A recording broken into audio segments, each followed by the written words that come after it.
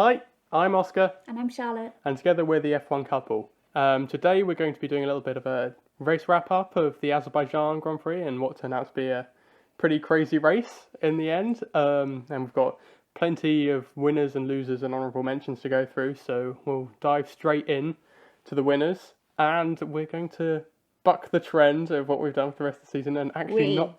Okay, me. We're not going to start with a winner from the race. We're going to start with Sebastian Vettel, who came home in P2 and had a bit of a blinding race, really. Do you want to go through a bit of this? Oh, okay. Yeah? I was expecting you to do it. Yeah, so I feel like the majority of people watching that were very pleased for him. It's his best finish for a very long time. Yeah. And I feel like I think he did like an incredible performance of just going from P11 in qualifying to coming second. Like, that's crazy. I definitely could not have. I just could not have predicted that happening. And after the safety car restart, when he got past Leclerc and Gasly, it was just there was no question. I think that he was. It was just insane. The whole thing was just balmy, and yeah, I don't really know what else to say. It was good. It was good. Yeah, it was. It was really good, and so good to see him back on top form again. Something we didn't really get to see at all last year when he was at Ferrari. And he showed a bit of it in Monaco last time out, but this time it's properly back to the Sebastian Vettel of old. This was his best finish since Mexico in 2019, where he came second as well. Obviously, Ferrari had like a fairly decent car that year that was able to win races. I think they pretty much got a good car as well. Pretty much, they've got a good car again though. Yeah, what, Ferrari? Yeah. Yeah. It's decent enough. Yeah. But the Aston Martin hasn't been looking that decent. So a P2 is very big for him and very big for the team as well. Oh, sorry, my brain just broke, and I was like, "But he's at Ferrari. What are you talking about?" No, he's not Ferrari. He's not. I'm so sorry. Silly goose. I've been out in the sun for too long. Yeah. Shall we move on then? Yeah. To the man who finished just behind him in P3, and that was of course Pierre Gasly. Yeah. Again, it was a really strong weekend throughout. I mean, unlike Vettel, who obviously had a bit of a downer in qualifying in 11th, he qualified really strongly in P4, and that was just completely on merit. Okay, maybe tiny little bit spiced up because of the red flags maybe in Q3, but I mean, he put that lap in there when everyone else had put a lap in as well, for P4, and that was pretty. I mean, he looked like doing that through practice as well, so it wasn't a massive surprise in the end, but just driving really well in qualifying, and then backed that up by getting third in the race. Yeah. Maybe a little bit disappointed. He was a little bit annoyed on the radio when Vettel got past, so it could have been a little bit better maybe as well. But I think can't believe you're like, oh well, got. Yeah, I think on the podium, but he could have done better. That's what all of them will be thinking about, is like, oh, I could have still got this little bit extra. Obviously, he's still going to be celebrating. And I think it more than made up for it with his final lap re-overtake on Leclerc to keep hold of that podium. And it just really showed me that he is like a driver who's hungry to succeed, and he has that tenacity about him that he wasn't giving up there. He's just been overtaken there on the very last lap. He's like, no, this is my podium. I'm going to fight for it with everything. Yeah, but I feel like that's just Gasly, though. Like, I feel like it's always been him. I think going back a couple of seasons when he went out to Red Bull, he clearly wasn't ready. Mm-hmm. But I think from that point, he has done nothing but fight. And I just think that's who he is. And I like that. Yeah. It made me feel like he... From this weekend, and to be honest, ever since he went back to Toro Rosso / Alfa Tauri after being at Red Bull, that he looks like someone who should be in a top team, because he just looks, when he's on it, he's really super on it, and to be honest, he's not ever really that off of it. He's always seems pretty quick and driving all of the pace out of the car that's there. And it's just something we've come to get used to, is him having these excellent drives and pulling podiums out for a team that shouldn't really be getting them. I actually think he's one of the most underrated drivers. Yeah. Because, I don't. Well, I have so few words today. Yeah. I'm so sorry. But yeah, I think he's great. I think he deserves to be in a better car. Yeah, I hope his career has sort of a Perez arc to it, where he goes up to a top team when they don't have a great car, and it's a bit too soon for them, and they have like a really solid like main chunk of their career doing really well in the midfield, and then he's going to get a promotion to a top team again. I hope that would be nice. That would be really nice for him. Probably not for a few seasons, and that's if he can keep a seat in Formula One. He definitely deserves it. But obviously, I would be quite upset if he didn't keep a seat. Yeah, I would be surprised if he stays at AlphaTauri for many more seasons. Obviously, he gets on well with the team, but there's the whole Red Bull thing that kind of overrides that. And I want him to get out of the whole Red Bull thing, though. But then it's like, where can he go? Like, all other seats seem pretty tied up. So, yeah. Only we'll one see. is officially, though, right? We'll see. Maybe Hamilton will retire and he'll take the Mercedes seat and be the lead driver. We never know. I think we will know. That's a nice bold prediction there. No, that's not going to happen in a minute. Right, so we've got one more driver who's a winner, and yes. I was about to make a Georgian PowerPoint joke. No, I'm just a bit slow today. Yeah, and this time it is the winner of the race, and that was of course Sergio Perez, who finally has broken the curse of the second Red Bull seat. It seems. He just looked pretty on it all weekend. He looked really close to Verstappen on race pace and quality race pace throughout the practice sessions and throughout qualifying right up until Q3, where he ended up being 7th on the grid, which it's pretty disappointing after the pace had shown and given that he's in a Red Bull as well. But of course, it's been affected by red flags, and the thing with the qualifying session was because there had been red flags in twice in Q1 and again in Q2. It meant that they didn't have optimum tyres to use, especially after Q1 where they had to go through more tyres than expected. So in Q3 they all had different tyre lives on that first lap, which kind of affected things, I would imagine. So you can sort of forgive the P7 for that, but yeah, he more than made up for it in the race. He made up for it and more. I'm sure he was very thankful to his engineer for putting that nail in Verstappen's tire. Yeah.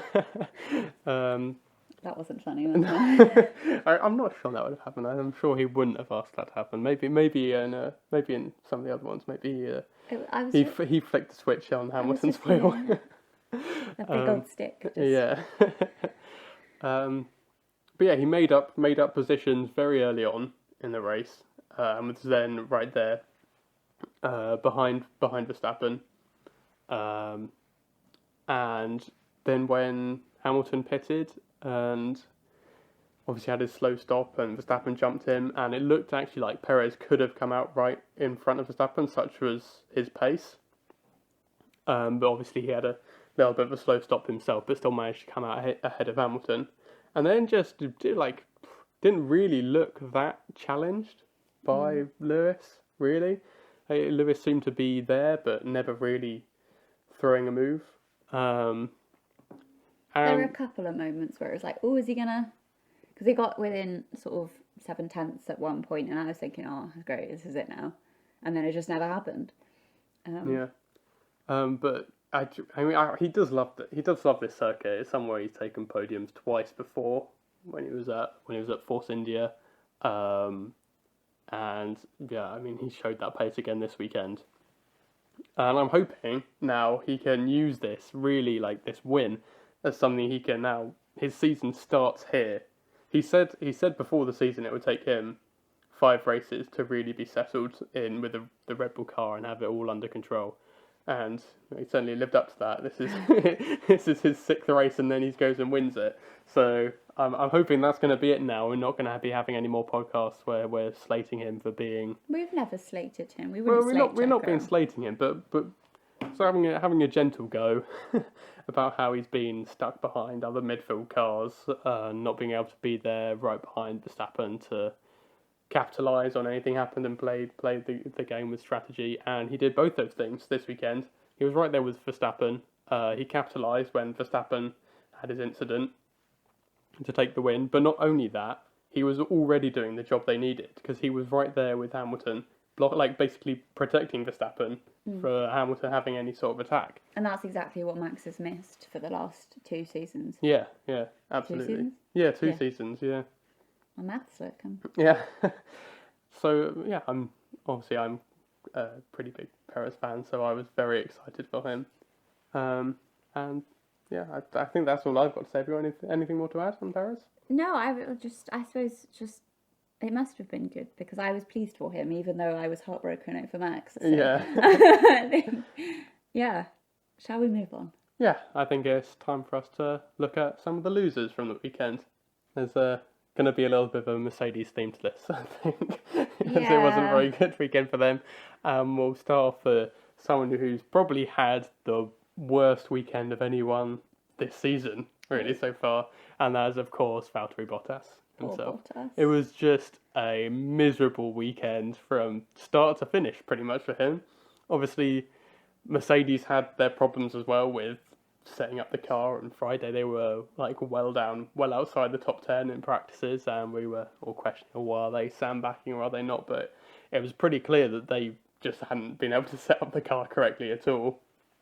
Sort of carrying on for Monaco, but it seemed like it was going to be even worse than that. But they managed to at least set up a decent car. Well, one of the cars, and. Well, I mean, I don't know. Maybe Bottas was just completely off it this weekend, but his qualifying was pretty pathetic, really. P10, just scraping through to Q3, pretty much. I think you say if he was off it, but okay, he's not Hamilton, and he always looks bad compared. Yeah. But I don't think he's ever that off it. No, this was especially far off the pace. I see. That makes me think it was the car, not him. Yeah. I mean, I'm sure there's a part of it to play that the car was not that quick this weekend. I mean, we know that. That was clear from both of them. But Hamilton performed and Bottas didn't really. I mean, he didn't at all. So obviously, as I was saying, P10 in quali when his teammates in on P2 on the grid, and I mean, I don't know if that's a fair comparison. No, it's not really, because he kind of. His lap was basically seemed to be just a tow, giving Lewis a tow around the track. And obviously you can still go fast, but I still should have been more than P10, I think, even with that. I thought it was a bit interesting, actually, because I think when they were going round to the second run, he wasn't actually getting a tow from Hamilton on the second run, which I thought was a bit strange. I would have assumed one of them gets it on run 1, one of them gets it on run 2. But I think they weren't near each other on track, if I can remember correctly, but as it turned out, it didn't matter anyway because there was a red flag. None of them would have got to set laps. But I think qualifying is one thing. You can have a bad one lap, but it was the race as well that really shocked me. He just made seemingly no tangible progress at any point during the race. He didn't do any overtakes, which was just really odd, given that he's in a car that should be, at worst, the second quickest. Yeah, the car's not exactly known for being able to follow. Yeah, no, I mean, historically, yeah. Yeah, but even now, I'm not sure. Yeah, but I mean, it's just been a thing throughout when Mercedes had Hamilton and Bottas. Hamilton always seems to be able to do overtakes and carve through the field, even if the car is one that such it can't follow that well. But Bottas has never really been able to do that in that car. And this weekend really showed that in quite a massive way. I'm actually a bit worried. I'm not worried for him. I suppose worried for him. I don't think he's going to beat Mercedes next year. Well, if there are more weekends like this, I mean, he won't be. I I'm sure, because this even would they want him to be there, not officially, but it's clear to see they want him to be there as a number 2 driver and being the wingman for Lewis Hamilton, and it's a job he's done really well over the past few years. But now they actually have a really strong competitor from another team, and he's not there at all. Yeah, and I obviously the natural replacement isn't going to want to be a wingman. I wouldn't have thought. Yeah. So I don't know whether that would make a very strange team dynamic. And I suppose historically there has been tension within that team. So I don't know whether they'd want to. Oh, I'm sorry. Maybe have like that 2 very, very good drivers that could. I don't know if it would work like Verstappen and Perez is working, you know. Well, I think the thing with that as well, with Russell, if he went there alongside Lewis is someone who we know is already strong. And Russell is someone who we're pretty sure will be very quick in that Mercedes as well. But not only that, he also will want to be proving himself, because he's not really been able to prove himself. He's had one race, the Sakitt last year, when he's been able to prove himself. Because he's just been trundling around in a Williams, like right at the back, and you can never really tell. If you look into the data, yeah, you can see if it's been a good weekend or not. And in general, we think, yeah, he's doing a stellar job. But it's difficult to tell when the only person you can really compare him to is his teammate, who we'd expect him to be beating anyway. But yeah, I mean, we'll see. If this was Red Bull, I think we would be talking here about, is Bottas going to get drops mid-season and swapped in for Russell? If this was a Red Bull scenario, I don't see that happening with Mercedes. I don't think they would do anything like that. I do feel like more and more I'm sort of seeing Mercedes favour Hamilton. Like there are just things that are like sneaking in, and I mean I'm really looking forward to Drive to Survive, because there's going to be so much they can like play on, like if there's like a rift between them, and but I am noticing that they just seem to be moving away from Bottas. Yeah, but I think that's absolutely understandable when he's not in the points and Hamilton is fighting for wins. I appreciate that, but he was before this weekend. He was in the points. Yeah, and in fairness, Hamilton wasn't either. Yeah, as it turned out, yeah. I think my biggest disappointment from Bottas this weekend, though, was on the restart from the safety car, where he managed to lose 4 positions in just like a handful of corners. I think about 8 corners in the first sector, and he managed to drop spectacularly down the field. Just not by any mistake. Just seemed like he couldn't get the tyres fired up at all. I think that's something we've come to see from him, is that he just can't fire those tyres up. Like, I mean, the Mercedes doesn't look like it's that good at firing up, but Lewis manages to. Maybe they're struggling a bit not having the DAS system on the car this year. Obviously, that helped a little bit of tyre warm up last year. But yeah, it just doesn't seem to be working with him in any way at all. And I mean, these weren't against fast cars. Like, this was against like the Alpine of Alonso, I think, and Raikkonen in the Alfa Romeo getting past. Maybe Tsunoda was getting past as well. It's just, how can that be happening? It's how the can that be second happening race for of the Mercedes? season. He was like only 1 place ahead of a Williams on merit. Yeah. Like, it's kind of scary. Yeah. For him. I mean, I think this race is worse than that, though, because Imola, you can only the second race of the season, and it's like pretty wet out there on like a drying circuit, but going from really quite wet to moderately dry before he got sort of punted off. I won't remind you of that. So that one you can say, freak weather going on there, but this one you can't at all. This was just a perfectly like normal weathered race, and he finished 12th on merit. That was where he should have been from his pace, and that is so bizarre, given that was Mercedes. The only people behind him were people who didn't finish,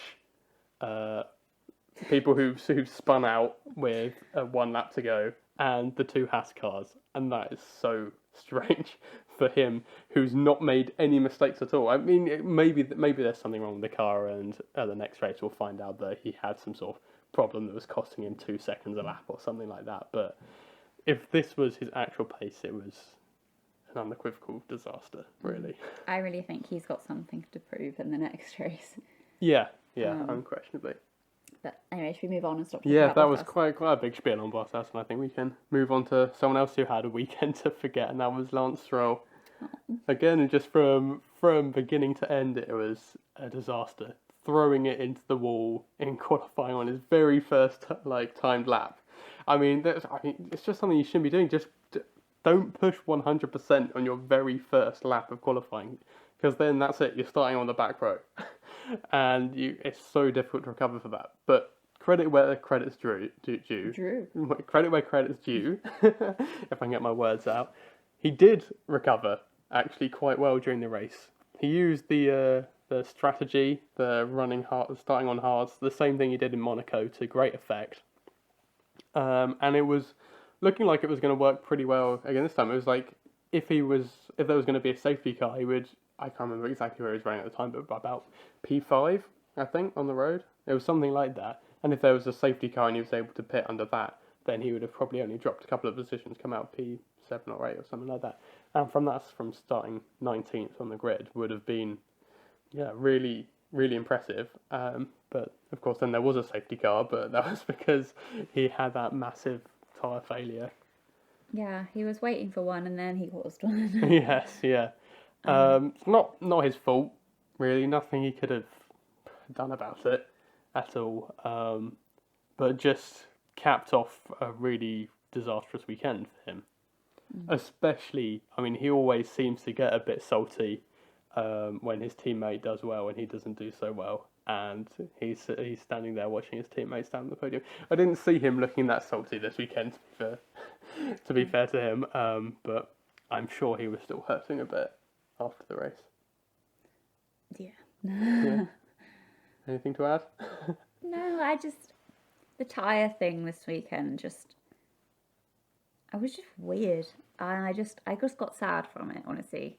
Because I think it ruined a lot of weekends. Yeah, well, right, those two. That's quite a lot. Verstappen's right, but it's something. 10%. It's unforgivable really from Pirelli to not be on top of this problem, because ever since they've joined, there seemed to be, I don't know, maybe not quite once a season, but certainly back in the first few years they were in the sport, there was probably multiple times a season where there was a controversy about their tyres. I remember one year in Silverstone, I can't remember the year, but maybe I think it was 2013, and they had 4 separate tyre failures in one race.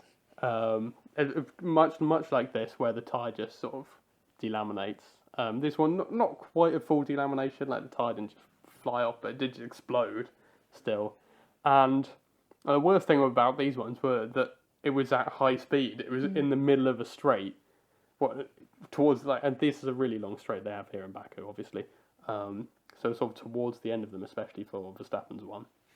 And that's going sort of 200 miles an hour there, and that's flying, they both got kind of lucky that it wasn't a big thing. They both caught it pretty well, I would say. But if it had been one where it explodes and it just turns right or turns left and goes straight forwards into a wall at 200 miles an hour, then, that's going to be a terrible accident. That's going to be sort of Grosjean-esque accident. And that's something we don't want to see. I mean, we never want to see anyone crashing because of a tyre blowout. It's not something that's fun for the sport, really. And it's something that Pirelli need to sort out. I mean, I've had enough of Pirelli ruining people's weekends. That's not what we want to see. We want to see these drivers running out and pushing these tyres as much as they can. And yes, they've Pirelli been told to sort of make tyres that don't last that long, so that the races get mixed up because of tyre wear and because of pit stops and stuff. But this isn't that. The tyres hadn't been pushed to the amount of laps that Pirelli set as the limit. I think they set about 40 odd laps, and these were both about 30 laps into the stint, which isn't that unreasonable by any stretch. So yes, Pirelli, if you're listening to this, cut it out. I don't think they'll be listening. No, to I'm this. not sure they're listening to this. And then the last one, I suppose, for the losers is Hamilton. Yeah, do you mind if I start? I Sure. was actually tempted to not put him in the losers category for this, because I think he actually had one of his strongest weekends of the season here in a car that was not performing well at all. Mercedes not getting the setup how they would have wanted it, Hamilton not really having the car where he wanted it, but a blinding lap in qualifying. Yes, obviously with the big aid of a large toe down the straight to go P2 on the grid, more than I'm sure he could have imagined. And then, like a bit annoying. I mean, he took the lead, obviously, right, and in the first stint, getting past Leclerc, but looking like he didn't have the pace of the Red Bulls. And obviously he had his slow stop, and there seemed to be the way in Baku that there was a bit of the overcut was quicker. Right, usually we see an undercut being a little bit quicker in terms of pit stops, but the overcut seemed to be the one that worked this weekend. So he got jumped by both Verstappen and Perez. But even then, that is a good weekend of damage limitation for him to finish. I mean, maybe we'd have seen him go past Perez in the last couple of laps, but even then, P3 with Verstappen in P1, that's not too bad. That's not that much of a loss of points. And so, if you'd have said that with I don't know how many laps it was, 5 laps ago before Verstappen had his issue. Okay, Lewis, you're gonna miss. You're gonna take 15 points for P3, and Verstappen's gonna take 26 because he had the fastest lap as well. So you're going to lose out on 11 points. He'd have probably saying, yeah, okay, that's fine. So as it turned out in the end, he lost no points at all. So for that, you could say, oh, that's great. You can't put him in the losers category for that. He's ended up not losing any points for Verstappen from this weekend.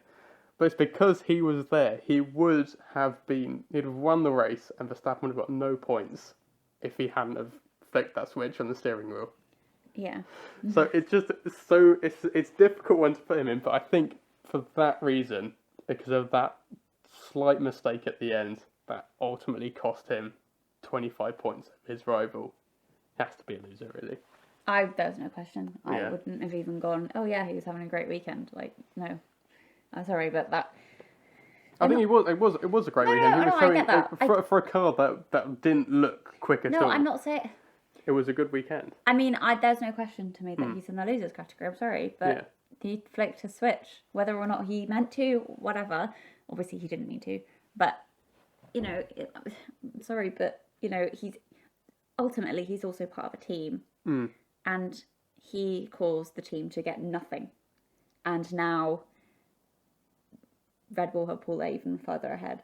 Like, I'm sorry, he's lost on both accounts. Yeah, My thing behind it, I'll put it like this. If Verstappen doesn't have his tyre blowout and doesn't crash, he would finish first and get 26 points, and Hamilton would have got 15 points for third. If he doesn't do that, there would be no restart, that he would not flick that switch, and he would not finish with no points. I get that, but it didn't happen. Yeah, I know, but it's like, if that hadn't have happened, then they would have both got no. If it hadn't have happened, they wouldn't have both got no points, and Verstappen would have gained on him. But as it did happen, they both got no points, and the status quo remains. Yes, no, I understand that. Yeah, I know you understand it. But I was just saying, it's like scenario 1 is you lose 7 points to your rival, and scenario 2 is you lose no points to your rival, and so it's almost like a win, but yeah, it is such a big loss. Anyway, I think it's fair enough. You're all Hamilton's out, all Mercedes. I am ribbing Hamilton's out. Yeah. I'm sorry, I'm feeling really rough. Yeah. So I think then, without further ado, we'll move on to our other honourable mentions. And boy, is there a lot. I feel like you've missed the point here, because today you have literally mentioned everybody. Yeah, it was one of these races where something happened to literally everyone. And and when I say that, it was like there's something of note. So nothing really happened to Bottas except from he was pretty rubbish. But I think we'll start off with someone who was really the opposite of rubbish for this weekend, and that was, of course, Verstappen. So, and again, it's the sort of thing where you could almost put him in the winners category, but also really nearly put him in the losers category as well. Just this huge mixed emotions from him. I think he was actually disappointed after quali, only being P3, a second weekend in a row where he's been feeling like he's going to put a pole lap in, and then there's a red flag. I think that was quite clear from the post-qualifying interview where he was quite sweary. Yeah, he didn't. Yeah, he was. Yeah, but he showed great pace during the race, and obviously jumped up to first after the pit stops, and just looked not like he was going to relinquish that at all. Obviously, he had Perez behind him, being a little bit of a rear gunner, protecting him, so he didn't need to push really, and just looked absolutely comfortable sitting there. But then obviously that all changed come lap 45, and just like Lance Stroll, he has a tyre failure going down the straight, and that's his race over. But you'd think then, oh my god, that sucks so bad, losers category. But not quite, because then Hamilton has his mistake and scores no points. So he's then gone from, oh no, that's my championship lead gone. Hamilton's going to have I don't know how much it was 7 before the race. We're set with 7 now. So it's that 18-point lead, which would be huge. But no, he still maintains his lead. So it was just crazy race. It just has so many mixed emotions for these guys, for Hamilton and Verstappen at the top. Just absolutely crazy. Yeah. And this is something I keep going on about, but something I got a lot of respect for him from is that the way that he handled it. I feel like this weekend we've seen he's matured finally. Yeah. The way that he was so happy for his teammate, and you could see he was genuinely so pleased for him. And he'd had a rubbish weekend, and even his Instagram post, he put, yeah, sure, I've had a rubbish weekend, but this happened and that was positive, and I feel like it's a different Max that we saw, and it was nice. I think it did help that Hamilton ultimately got no points as well. Oh well, yeah, of course, but I think we might have seen something different if Hamilton had gone on and won the race and he was sitting there on 0 points. Well, I think he would have been quite a lot grumpier. Well, yeah, but also he still, this thing still happened. So yeah. Yeah, but it was good to see that. It was good to see him celebrating with Perez afterwards. Obviously, he's not really been able to celebrate with any of his teammates over the past couple of years for their achievements. So harsh. But it was really good to see them celebrating, spraying their champagne or Red Bull afterwards. Should we move on to the next one? And I think definite honourable mention should go to Charles Leclerc for a pretty solid weekend. Obviously, I mean, qualifying was more than solid. Second pole position in a row, and I mean, we kind of, after practice, we expected it not maybe expected, but we expected Ferrari to challenge in qualifying. But we didn't really expect that coming to Baku. Quite a different, I mean, still a street circuit, still some twisty bits, but obviously a massive long straight and some fast corners as well. And yeah, pole position for the second race in a row is really impressive from him. Again, red flag means Ferrari pole, but he still can't take it away from him. He did the fastest lap of the session and was able to start this time, which was a big bonus.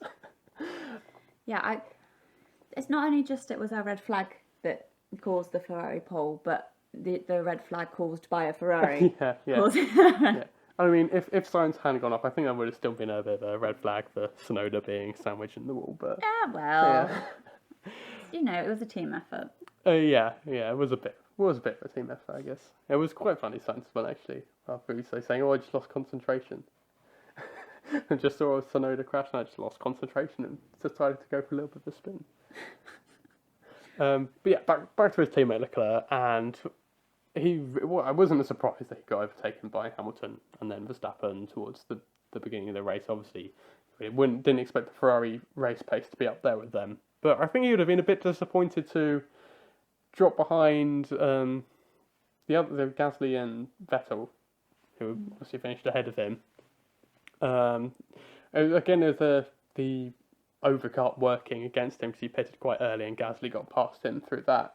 And then he got overtaken by Vettel at the restart of the safety car.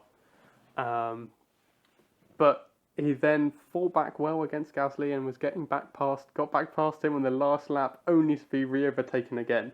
I think that's all that stopped me really putting him on the winners list for this time, is that one position. If he'd have held that over Gasly, I think no question he's a winner here. He's taken pole in his Ferrari. That didn't look like it could have the pace that, and then he's got to convert that into a podium. But it's just not quite there. He just didn't quite have that hunger that Gasly had for me. Yeah, to be fair though, I thoroughly enjoyed the little fight they had at the end. And I was going to say the highlight of the race, but the whole blooming thing was a highlight, really, wasn't it? But yeah, that was definitely.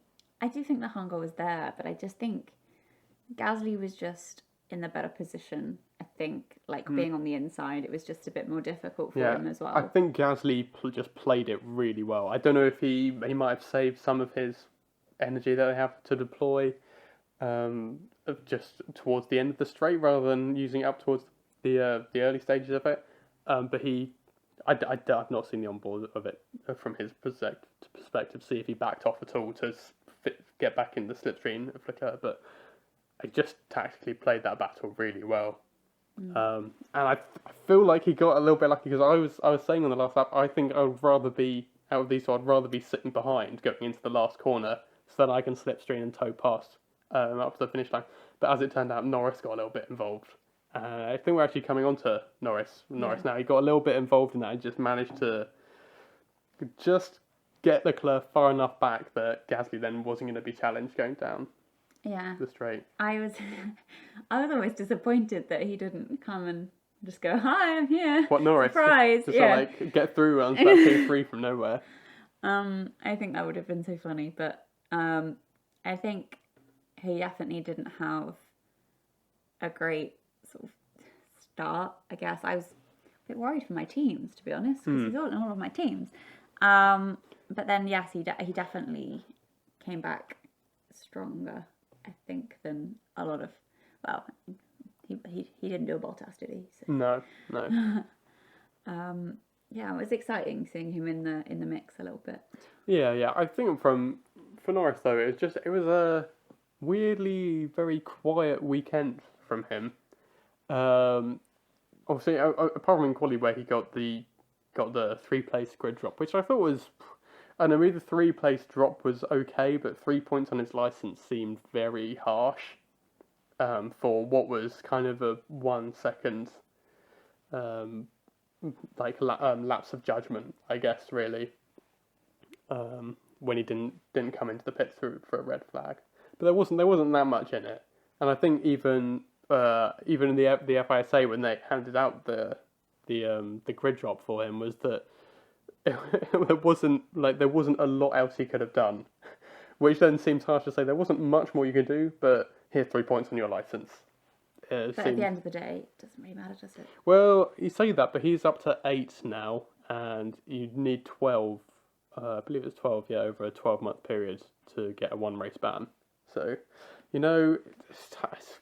it's close. I don't know when they start to drop out from him. I'm sure there'll be some that drop out soon enough.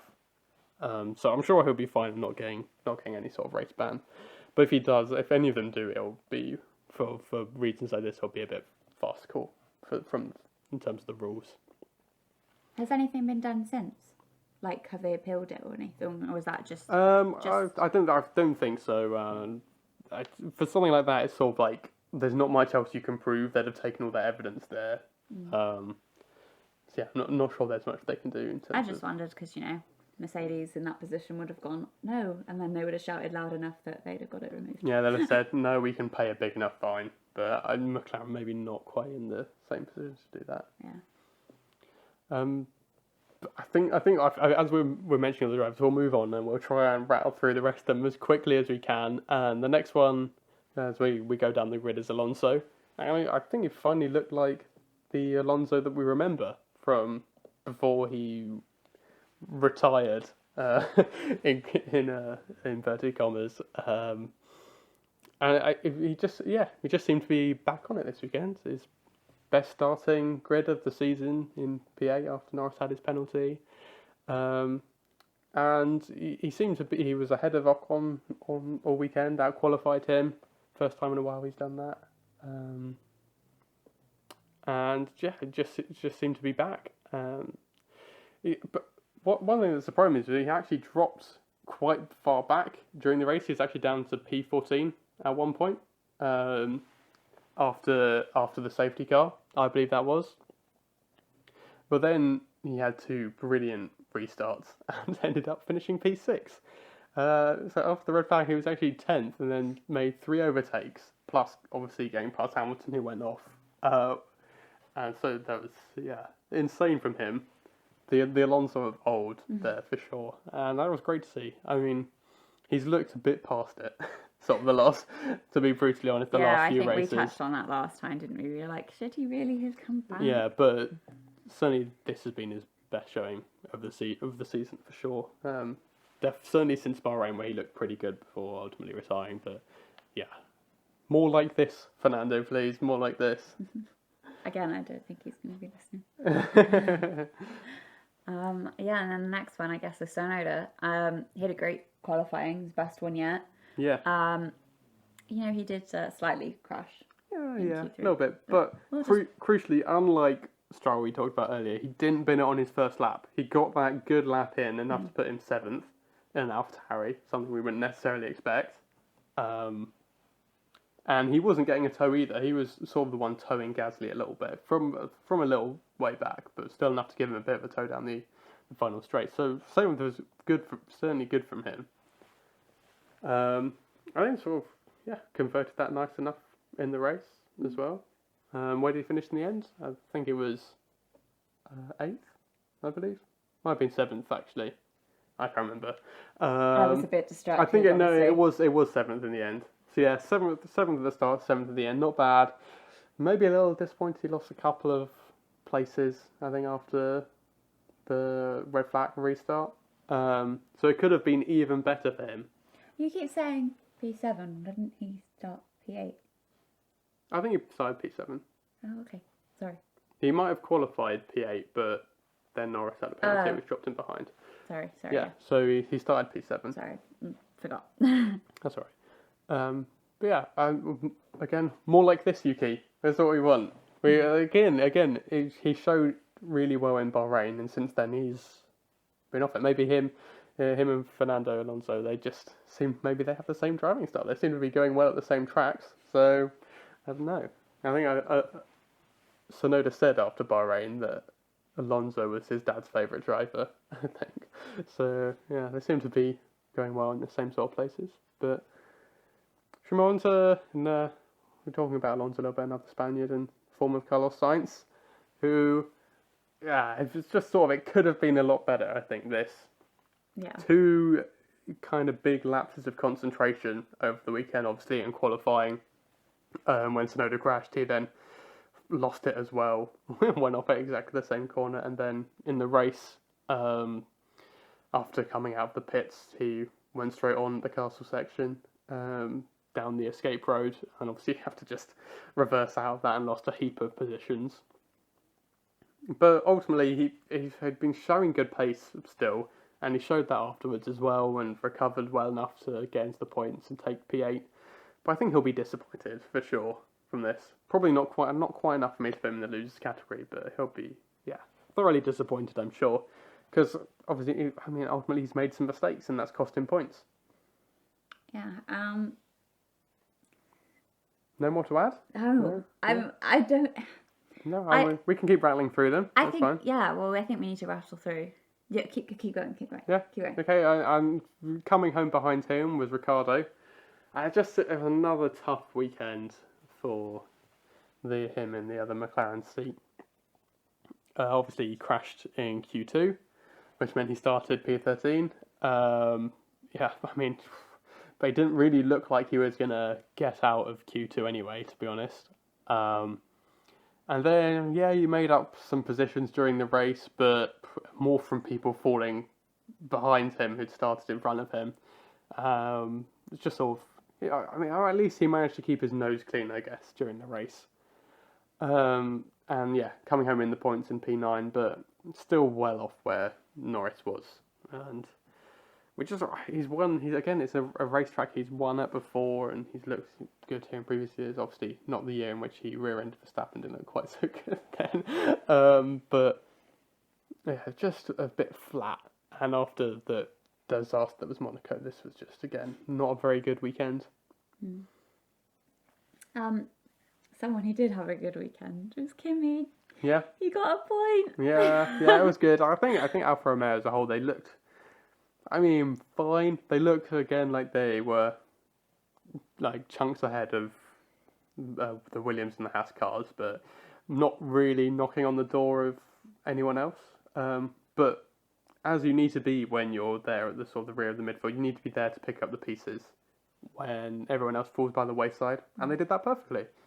I think I've actually been quite impressed with Alfa Romeo this season. I think they're doing amazingly well compared to last year. Yeah, I mean, last year they were certainly in that C class, if you want to call it, with Williams and Haas. But this year they seem to have broken away from that. Maybe not quite up to the back of the midfield, but they're not far off. They're sort of in a little bit of a group of their own, but I would say closer to the midfield, the B class, if you want to call it that, than the C class, the Williams and the Haas cars. I think that's been helped by the fact that the Haas is just horrific. Yes, yeah, definitely. Speaking of, yeah. If I can just touch on Giovinazzi as well, in terms of Alfa Romeo, I think he fought back well. Obviously, he did the same as Stroll and binned it in Q1, his first lap, so didn't set a time in qualifying. So yeah, not great from that, but he finished the race right behind his teammate, and maybe if he hadn't have sort of locked up and rear-ended, I think it was Ricciardo, I think maybe in front of him after the red flag restart, then I think he would have been him in that 10th place getting that point, but couldn't quite get past his teammate. So yeah, P10 and P11, but yeah, like you say, I think Alfa Romeo looking good. Yeah.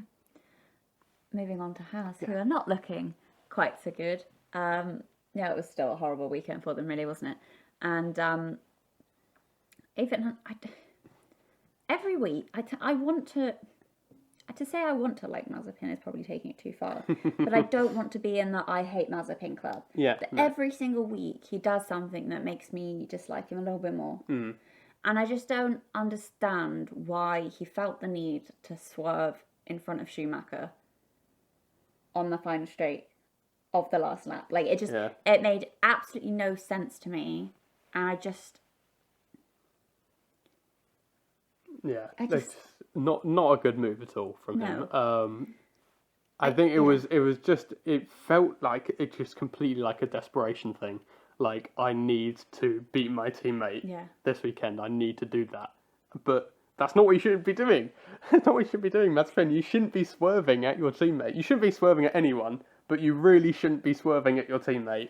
I mean, he could have taken... Imagine if he'd have taken them both out. Yeah, I mean, what he would have done if they'd have crashed, Schumacher would have been going flying through the air.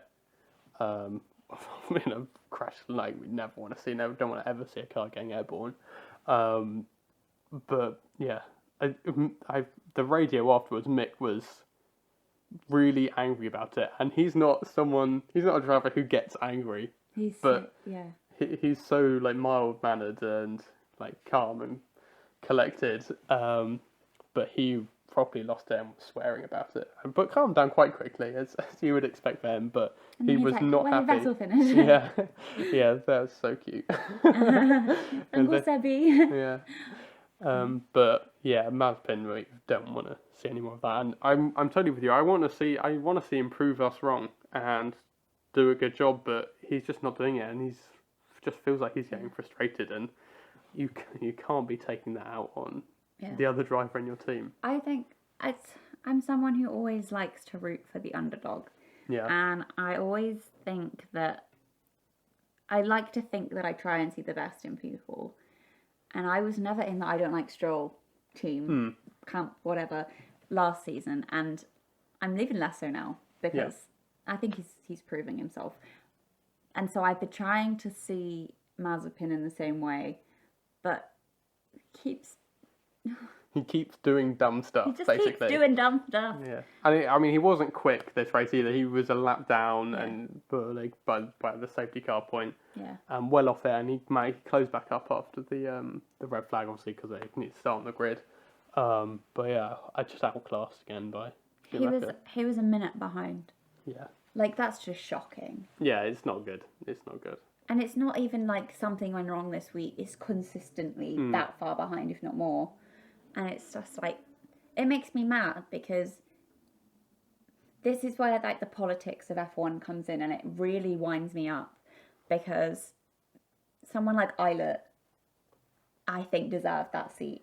But Mazepin got it because of sponsorship, because of his money. And it's like, that's just not how it should be. Yeah, it's not how it should be, but it's how it's always been, unfortunately, in F1. And I don't see it changing that much in the future either, and it's a shame. Well, if I've got any, I'm going to be going not that. Yeah, it's just the way it is with F1. Is yes, you're always gonna you're gonna have the fastest guys there, but you're also gonna have some guys who aren't the fastest guys but have a load of money.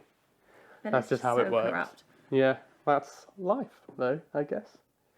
Doesn't mean it's not. And before you explode with anger, we'll quickly move on and cover the last few. And we'll start with Ocon.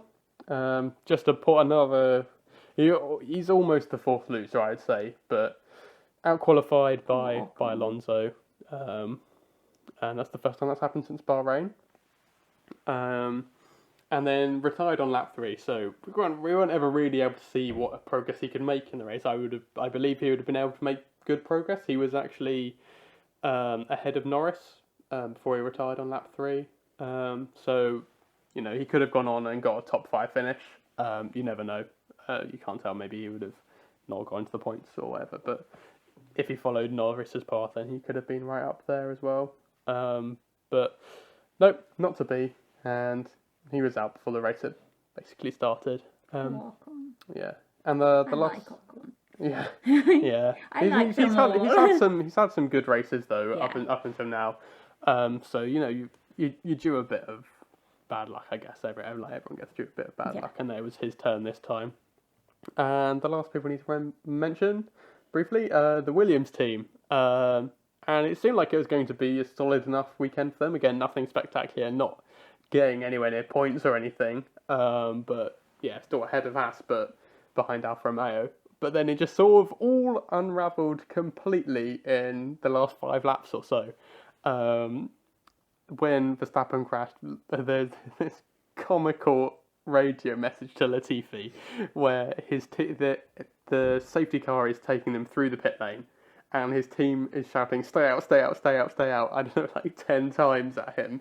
So he stays out, and then as soon as he stayed out, they're like, oh no, you have to go through the pit lane, just don't pull into your pit box. And he's like, but stay out means stay on track, don't go through the pit lane. Really, it's so comically bad, but it's dangerous as well, because if you see his onboard, he's driving there, and there's just like a truck to recover Verstappen's car parked in the middle of the road, and he's there driving past. Obviously not going massively fast because it's still behind the safety car, but yeah, really poor by his engineers to blame, really. If you get shouted to stay out, you're going to stay on the track. I mean, he's only going to follow the orders. Obviously got a hefty penalty there, 10-second stop go, as high a penalty as you can get. But he was never able to serve it, because before everyone could line up on the grid, Russell got a He got a gearbox issue and pulled into the pit lane, but couldn't get anywhere in and stops in the middle of the in the middle of the entry to the pit lane. So Latifi couldn't even come in and serve his penalty. Was it tactical? Well, maybe. Well, you say that, but then it just gets converted to 30 seconds and added onto his race time. So he finished dead last because of that. And Russell obviously DNF'd. So yeah, what was looking like just a fine, mediocre, not needing to be mentioned in this podcast weekend, turned out to be that they were the last people to be covered in a podcast that covered everyone in the honourable mentions. And with that... You've forgotten something. Have I? And now they are bottom of the constructors. Yes, they are, because of Mick Schumacher finishing 13th, Russell's best finishing position is 14th, and Latifi is, I don't know, 15th or 16th, or maybe even lower than that. But that wouldn't have happened if those two things... Yeah. And we'll see. Maybe that could cost them. I personally don't think so. I think at least Russell will get another P13 finish. I can't see him going the whole season without getting that. He's going to get a point. Yeah. He's going to get a point this season. If he can get a point, then wicked. But we've spent a long time talking about these honourable mentions now, so I think we'll quickly wrap up. And the next race we have in 2 weeks' time is the French Grand Prix at Paul Ricard. Usually a little bit of a snooze fest of a race, if I'm going to be perfectly honest, but you never know. You say that about all of them. Yeah. But you never know with this season we're having. They could finally make Paul Ricard a fun track. Maybe it will be a fun race. I'm not holding out masses of hope. But yeah, it could be good if we have a little bit of a fight between if Mercedes are back on form because it's a proper track rather than a street circuit. Then we could have another good battle between Verstappen and Hamilton. I would love to see that again. Missed out the last couple of rounds. So yeah, I would love to see that again. And hopefully Perez can keep his confidence going and be up there in the mix as well. And maybe Bottas can get his mojo back. Or if not, please some of the midfield, Ferrari, McLaren, be up there as well. But yeah, well, we'll see. That's 2 weeks' time. Azerbaijan has been wonderful. Again, we've come to expect it either being brilliant or a little bit of a bore. And this year it was absolutely crazy. Again, after the race, I was exhausted. I have no idea how the drivers would have been feeling, but I was tired just watching. Do you have any final comments to add on? I don't think so. No, I think we've commented it all out already. I think so. I going think through this might be the longest one we've ever done. Yeah, going through every single driver was unprecedented. But we've done it. And I hope everyone who's been watching or listening, you've enjoyed it. And yeah, we'll be back for the French one in a couple of weeks' time. And until then, make sure you like, subscribe, follow on whatever thing you're watching or listening us on. Follow us on socials, on Instagram and Twitter. We're at the F1 Couple. And until our next podcast, we'll see you later.